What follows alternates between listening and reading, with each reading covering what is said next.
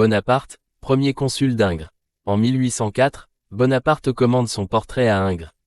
Celui-ci, qui a reçu 3 ans plus tôt le prix de Rome pour les ambassadeurs d'Agamemnon, a été obligé de rester à Paris car l'État s'est révélé dans l'impossibilité de financer son séjour en Italie. Dans son palais de Saint-Cloud, Bonaparte n'accordera qu'une seule séance de pause à Ingres. En outre, celui-ci devra partager le consul avec le peintre Greuze, mandé en même temps que lui. Ingres sera payé 3000 francs pour son travail. Bonaparte a revêtu pour l'occasion le costume qu'il portait lors de la signature du décret. Cela permet d'ailleurs à Ingres de réussir un rendu du velours particulièrement saisissant. On y retrouve toute la chaleur du tissu, son velouté, son aspect lisse et doux. Du velours rouge corail de la tenue napoléonienne, le regard glisse sur le velours vert-gris des tentures, du fauteuil et du tapis de table. Les plis y sont admirablement mis en lumière, tandis que les franges de la bordure sont peintes dans les mêmes tons que les montants du fauteuil. Quant au plancher, le plan en est si incliné qu'on se demande comment Bonaparte peut rester debout.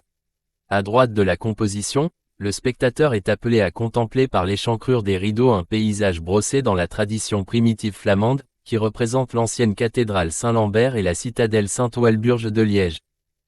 Bonaparte fit cadeau de ce portrait à la ville de Liège, en souvenir du décret signé en 1803, par lequel il lui accordait 300 000 francs pour la reconstruction du faubourg d'Amercœur, bombardé par les Autrichiens en 1794.